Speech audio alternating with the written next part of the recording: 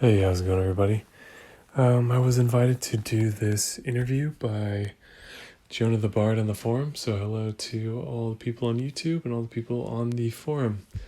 Yeah, I was really pleased to be invited to do this since I'm one of the newer players, relatively speaking, on the forum, so it's nice to be given this opportunity, so thank you. First question is, how long have you been playing? So, I've been playing, I think, just about 9 months. I believe I started sometime, I don't remember exactly when it was, but I believe it was sometime around the beginning of July 2019. I can't remember what other game I was playing at the moment, but I saw the ad for this, and I had played Candy Crush in the past and was like, oh, that looks fun. It's like Candy Crush, but troops come out of the tiles. And so I just downloaded it on a whim and started playing. I was like, wow, this is really deep and difficult to understand. But there was something about it that appealed to me, so I stuck with it. And like most things that I pursue that I'm interested in, I end up putting a tremendous amount of time and effort into it, and this has been no different. So the next question is, what is your current role in your alliance? So currently I am a co-leader in our alliance. I had bounced around between a few and had a hard time finding something that stuck, and someone actually found me on the forum and invited me. I can't remember if I posted and they responded to it or what it was exactly, but I knew I wanted to find a more dedicated group, so I found a nice friendly group, and I've been there for, I don't know, 6 months now, maybe, something like that. So who knows where I'll land eventually, but it's a comfortable place for me right now, and it's it's been nice to get more involved with that. Start off at the bottom, and now I'm one of the primary driving forces behind that, so it's been good. Next question, and I'm going to switch over to the game for this one. Which hero are you currently leveling, and how will you use them? So eventually I'm going to make a video on my thought process behind leveling heroes. So at the moment, I can show you that what I do now is these two top rows, Team 1 and Team 2. I have the heroes that I'm working on. So you can see that they are purples, a column of purples followed by yellow, blue, green, and red. And the top row are the ones that are usually further along in the leveling process, and those ones get the 2-star feeders, and the bottom ones are ones that I am working on as well, and I'm giving them the 1-star feeders. And then once the top row is done, then they're usually not all done at the same time, then I switch the bottom one up and they start getting the 2 stars, and I pick another one. So that way the progress might ultimately be a little bit slower, but this is the way that makes sense to me. So like I said, eventually I'll make a leveling video explaining my thoughts behind how I make some of these decisions, but these are the ones I'm currently leveling. I'm actually excited about most of them. In particular, I would say I think I'm most excited. This wasn't the question, actually. It was just what hero you're leveling, and it's those 10 at the top. But of those, I'm most excited for Tyr, I think. He seems like he's not great on defense, but can be a huge asset on offense. So I'm looking forward to experimenting with him in different synergies to see, because the AI is not very smart. So if they keep killing him, he's going to keep coming back. And say that all 5 opposing heroes are charged up, and if one of them fires and hits him, I think all of the rest continue to fire even in his ghost mode. It's this weird thing I've seen on with the AI, I guess I would say. So I'm curious to check this guy out more. I just finished Grizul today, so I bumped him up to the 2-star slot, so he should be making faster progress now. Okay, so which is your favorite hero in your roster and why? This is a really tricky question. I've got a lot of cool heroes, I think. And just give a quick scroll through here. A lot of duplicates, so I'm ready to see what the Hero Academy has in store for us. But I think my current favorite would have to be Gazelle. Really cool effect. Terrible on defense, and I'm completely fine with that because it's always been my philosophy to spend my resources on the heroes that are more fun to use on offense, and then just put together whatever defense team I can think of. For the most part, if you have maxed 5-star heroes, you're going to stay in Diamond, and there's no incentive to be higher than Diamond right now. So, yeah, Gazelle, if you're not sure what she does, one, she can remove undispellable status effects like Onatel's Mana Drain or Morgan's Lifesteal. She doesn't remove them from herself, but from all other allies. She gets a heal over turn, and everyone gets plus 100% attack, everyone but her, minus 50% incoming damage, and immunity to new status effects. So it's just a super powerful ability. Some pretty cool art too. I feel like the design for her head and her horns is really interesting. So, anyways, I was doing some polls last Guardian event trying to get Jackal, Falcon, hopefully Panther, and was interested in Gazelle. Didn't know too much about her, but had a feeling she was good, and she's been absolutely amazing. So my yellow team, I'll show you real quick, has probably been my favorite. Oops. Yeah, it's pretty squishy, it's pretty low team power, but it's pretty lethal when it gets rolling. So yeah, let's go back over here. What's your favorite source for Empires and Puzzles play advice? I think that would have to be the forum. I have watched other YouTubers, but now that I have my own channel going and I'm trying to produce new and interesting content and at least one video per day, most of my time spent on YouTube is doing my own stuff, so I haven't been watching as many videos from other people, but I really enjoy the forum. There's definitely a huge wealth of information there. So yeah, hands down, it would be the forum for me. Do you have a particular memory of a great victory, tragic defeat, or a moment of madness? Not particularly, no.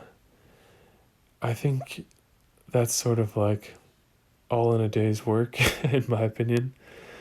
The moment of madness, definitely, the boards can be very frustrating, and it wasn't quite a moment of madness, but today, in my war attacks, I had been using like a 4-1 red team in the past 2 wars. I've been using a mono red team. Usually I'm a 3-2 person, and I had some reservations about it, but decided to do it anyways, and just got a terrible board and got 1 point on that attack. So from that moment, I was like, that's enough mana for me because it's just feast or famine. I'd rather be able to take a little bit more of a reliable approach, in my opinion. I know some people swear by mono, and that's great that different people have found different ways to play the same game, but for me, it just doesn't work. Great victory. I think it was the war before this.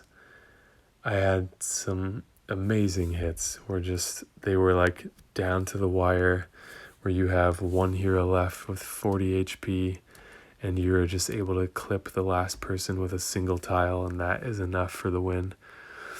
So yeah, maybe I'll link that video in the description of this video, but that was really exciting. It wasn't a great war for me overall, but it was one of the most exciting ones, and to me that was more worth it than getting 6 one-shots. Just the edge of your seat excitement made it especially fun. Tragic defeat. We haven't really had any super close losses in war lately. So nothing is coming to mind for that, but I'm sure I've been through all of these 3 in spades multiple times. Okay, this one I wanted to have thought about more, but we'll look at it now.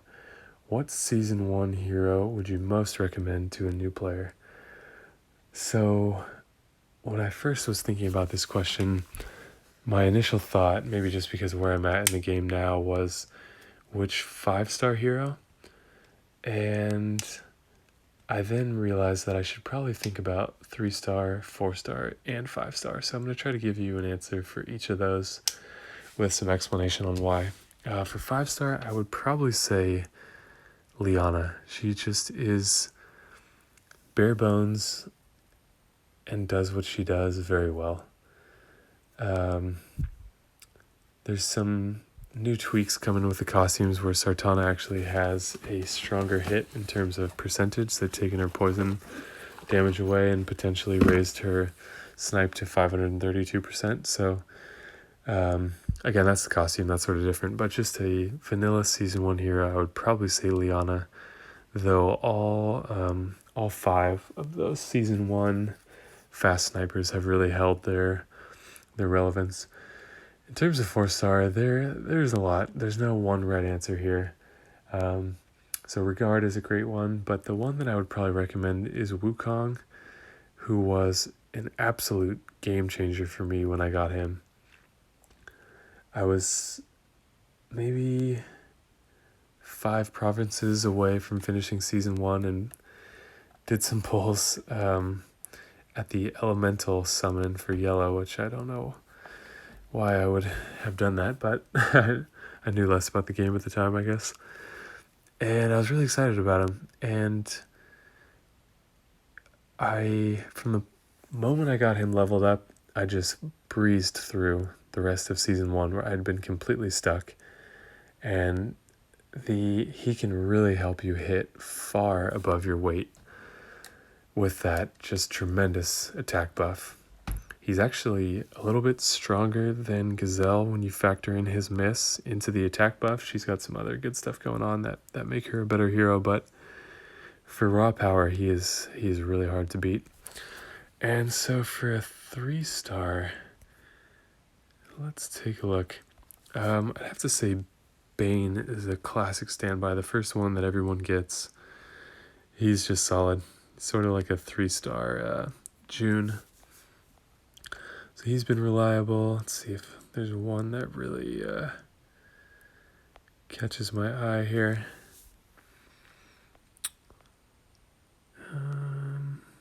Valen is pretty strong. I don't think there's a particular 3-star that absolutely jumps out at me. Maybe Brienne. I really like the strong attack buff heroes. There's nothing like seeing multiple tiles hit for like 500 each. So she's pretty cool. Doing that for the 3-stars. And the fact that it scales up over 5 turns is pretty generous. She definitely has stats on the squishier side, but if you did want to put emblems on her, the Druid class is good for keeping a hero alive. And keep in mind, this is with the costume bonus, so she is a little bit weaker normally. So yeah, I'd probably say Liana, Wukong, and Brienne, though it's hard to pick just one from each of those categories. Let's see here. What can you see out of your window right now? So my blinds are actually closed. It's almost midnight here in California. But normally I'd have a view out into my backyard, and I work a job that's remote by nature, so working from home is nothing new. So the pandemic is making that a little bit more strict, but sort of business as usual. So usually I have a nice view out to a big oak tree in my backyard. Okay, this is an interesting one. If you threw a surprise party for, I don't actually know how to pronounce his name, but I've seen him around the forum a lot. He's sort of the forum PR person in a way from Small Giant. I would guess it's Petri, but it might be Petrie, or it might be something different than that. Usually I have a good intuition for names, but not this one. So what entertainment would you provide? It's interesting to think of if I was throwing a surprise party, because that implies that we probably know each other pretty well, and typically surprise party is for a birthday party. So in this hypothetical situation, I probably am to assume that if I'm in the position of throwing a surprise party for him, that we're pretty good friends and we know some of the same people. So I think for entertainment, I would probably just invite over some of our shared friends and maybe play some sort of fun party game. But yeah, I like the question that was in here last time for what would you cook. I'm definitely more of a cook than an entertainer, and one of my favorite recipes as of late is this maple miso braised beef that I've tried with various cuts. It works well with chuck roast or with boneless short ribs, but that's been one that I've been enjoying a lot lately. So that would probably be my impress someone meal. Okay, if you can make 2 changes to the game, one realistic and one less so, what would they be? So it's hard to really imagine what would be considered a realistic or an unrealistic change. I think for me to make any change to the game is a little unrealistic, but I can try to answer within the spirit of the question here. Something that I'd really like to see is increases, and this one I think is probably less realistic, just from what I've gathered from Small Giant and how they've just done business for a while, but I would love to see the drop rates increased. I think it's unfortunate how rare Ascension items are, especially for some people. It seems like some people can buy them more easily, and some people are like, hey, I've gone 6 months without being able to get, 6 of one thing, and I think that's just too strict. The reason behind that, from what I understand, was they wanted the game to be playable long term, so they didn't want to just give you everything easily, but I think they pushed too far the other way, in my opinion, where it's just frustrating of like, okay, come on, would I have to kill 1,000 titans before I can get enough materials to ascend, one hero? So obviously that's a bit of an exaggeration, but I would like to see an increase in the drop rates for Ascension materials as well as for heroes. I really don't think heroes need to be as rare as they are, and I think it just makes the game more stressful and just kind of feel bad sometimes. So I wish that wasn't part of it. A more realistic change, I think it would be amazing if we could watch war hits in real time. I don't know how difficult this would be to do, but oh my god, it would be nice just to be able to see what different people's strategies are, just to watch from an entertainment point of view, or to use it as a training tool where you could, as a leader or co-leader in your alliance, could have people that were around watch you handle a particularly tough team. So I think that would be a great way to build stronger alliances, and I think Small Giant has realized that strong alliances are the best feature for player retention, which is obviously one of their most important metrics. So typically that's what keeps people going past the point of frustration, is a bond between their group, and I think this would be a tremendous way to increase that. So I don't know if they're listening, but if so, guys, I would love to see you make that happen. If I gave you $1,000 to spend frivolously, what would you buy? So frivolous to me seems like, well, let's get an accurate definition here.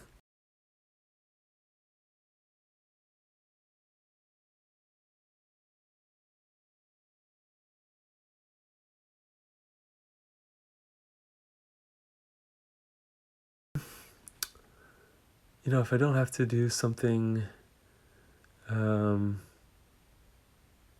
mature or prudent with it, then I hesitate to say, but I would probably enjoy spending it on the game. I mean, I might enjoy buying in like a Nintendo Switch and a big screen TV as well, but there is something alluring about this game, and it's hard to put my finger on it, but I really enjoy it despite its simplicity and frustrations. And I think it's more fun the more heroes you have. Obviously, we all have budgets to work within, but to spend money frivolously, I may invest at least part of it in the game just for fun and just to be frivolous. Okay, this is a really strange and challenging time for all of us across the whole player base in all our communities around the world. How has your alliance been supporting each other or those around them? I think this has just been a really good group from the start. It's called the UK Adventurers, and a lot of them are based out of the UK, but there are a few of us in the States, and now someone just joined, and I can't remember what country he was from, but it was also in the same time zone as the folks in the UK. But it's just been a supportive, friendly group from the start. I think we err towards the side of being more supportive than we are intense about it, though we do try to do our best. So people have just been thoughtful and checking in with one another and allowing space for people to vent, and it just has felt supportive even before that. So I think that has helped in these uncertain times as well. And I think a game is a great way to escape from some of the more difficult facets of reality, and I think that has been true here even more than ever. So just it feeling like an inclusive, friendly place has gone a long way to I think just helping support people who might be having harder times with what's happening now. So thank you guys so much for the opportunity to do this, and yeah, I'm not sure how much time has gone by here, so hopefully this isn't too long, but I hope this was interesting for some people, and I look forward to seeing you guys on the forum. So thank you for watching. I'll see you guys in the next video.